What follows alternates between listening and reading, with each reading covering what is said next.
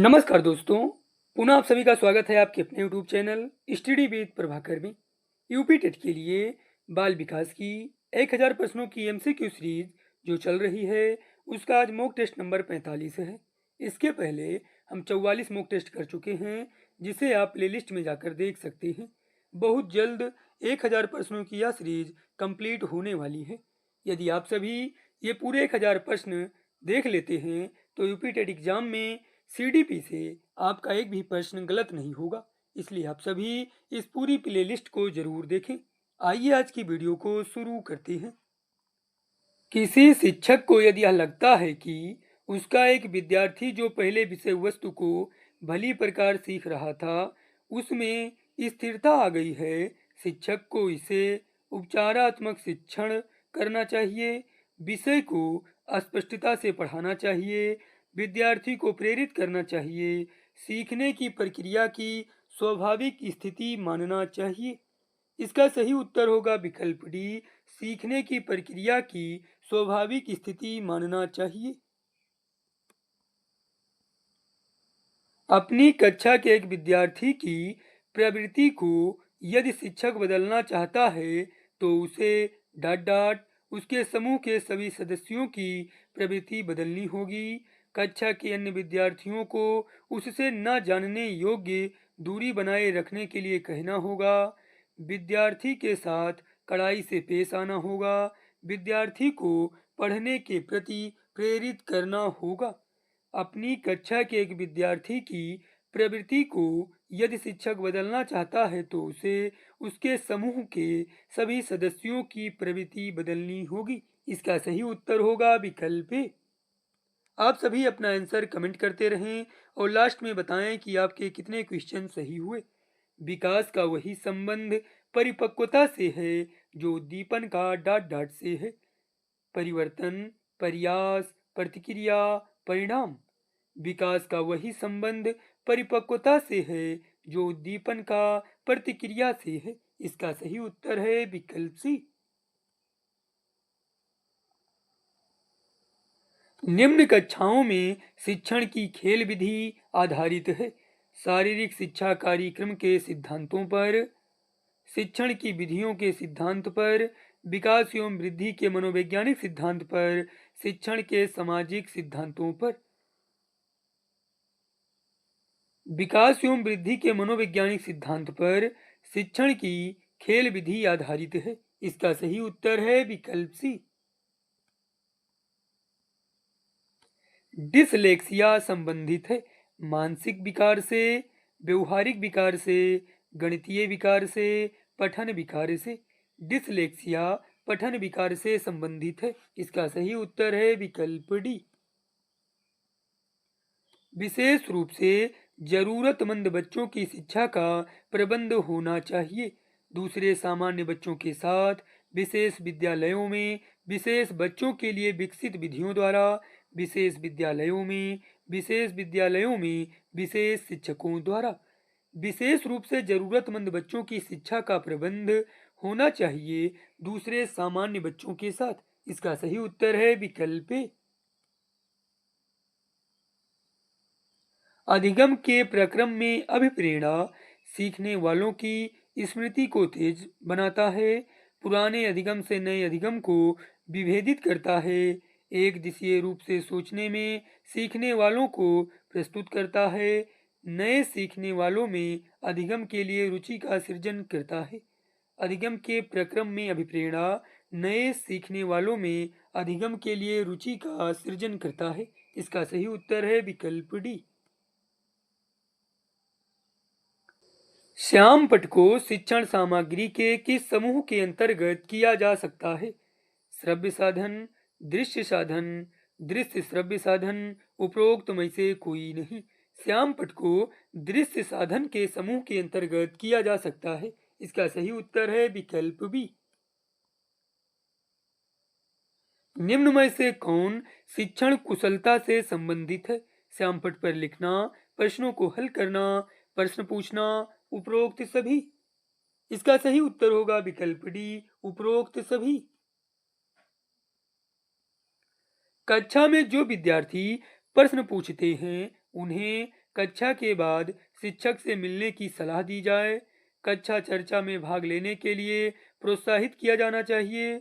लगातार प्रश्न पूछने के लिए प्रोत्साहित करना चाहिए। स्वतंत्र रूप से उत्तर ढूंढने के लिए प्रोत्साहित करना चाहिए। कक्षा में जो विद्यार्थी प्रश्न पूछते हैं उन्हें लगातार प्रश्न पूछने के लिए प्रोत्साहित करना चाहिए। इसका सही उत्तर है विकल्प सी। शिक्षा की किंडरगार्टन पद्धति का प्रतिपादन किसने किया था? टीपी नन ने, स्पेंसर ने, फ्रोवेल ने, मांटेसरी ने। शिक्षा की किंडरगार्टन पद्धति का प्रतिपादन फ्रोवेल ने किया था। इसका सही उत्तर है विकल्प सी। एक अभिभावक आपसे विद्यालय में मिलने के लिए कभी नहीं आता है। आप स्वयं उनसे मिलने जाएंगे, अभिभावक को लिखेंगे, बच्चे की उपेक्षा करेंगे, बच्चे को दंड देना शुरू करेंगे। एक अभिभावक आपसे विद्यालय में मिलने के लिए कभी नहीं आता है। आप स्वयं उनसे मिलने जाएंगे। इसका सही उत्तर है विकल्प ए। असंगठित घर से आने वाला बच्चा सबसे अधिक कठिनाई का अनुभव करेगा। सुनिर्मित पाठों में, स्वतंत्र अध्ययन में, नियोजित निर्देश में, अभ्यास पुस्तिकाओं में। असंगठित घर से आने वाला बच्चा सबसे अधिक कठिनाई का अनुभव करेगा स्वतंत्र अध्ययन में। इसका सही उत्तर है विकल्प बी। यदि कुछ विद्यार्थी कक्षा में अध्ययन की चित्तवृत्ति में नहीं हैं, तो आप उन्हें उनकी रुचि अथवा आप अपने विषय के अनुसार रुचिपूर्ण चीजें बताएंगे। उन विद्यार्थियों को कक्षा छोड़ने के लिए कहेंगे। उन्हें चेतावनी देंगे कि वे अवश्य अध्ययन करें, नहीं तो आप प्रधानाध्यापक को सूचित कर देंगे। उन्हें अध्ययन के लिए बाध्य करेंगे। यदि कुछ विद्यार्थी कक्षा में अध्ययन की चित्तवृत्ति में नहीं हैं, तो आप उन्हें उनकी रुचि अथवा आप अपने विषय के अनुसार रुचिपूर्ण चीजें बताएंगे। इसका सही उत्तर है विकल्प ए। एक प्रमाणीकृत पठन परीक्षण लेने के लिए 5वीं कक्षा को प्रस्तुत करने में शिक्षक को अधिकाधिक परामर्श दिया जाता है कि बच्चों को बोलना है कि परीक्षण बहुत महत्वपूर्ण है तथा वह उसमें अच्छा प्रदर्शन करेगा। पूर्ववर्ती परीक्षा से प्रधान प्रश्नों को चिन्हित करना एवं छात्रों को उन्हें उत्तर देने की अनुमति देना। निम्न कोटि के पाठकों को प्रशिक्षण देना ताकि कक्षा के शेष बच्चे किसी भी तरीके से अच्छा करें।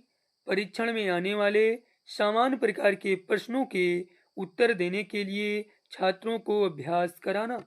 इसका सही उत्तर है विकल्प डी। परीक्षण में आने वाले समान प्रकार के प्रश्नों के उत्तर देने के लिए छात्रों को अभ्यास कराना।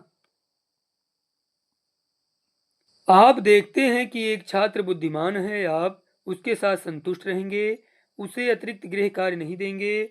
वह जैसे अधिक प्रगति करे उसे उस तरह से अनुप्रेरित करेंगे। उसके अभिभावकों को सूचित करेंगे कि वह बुद्धिमान है। आप देखते हैं कि एक छात्र बुद्धिमान है, आप वह जैसे अधिक प्रगति करे उसे उस तरह से अनुप्रेरित करेंगे। इसका सही उत्तर है विकल्प सी।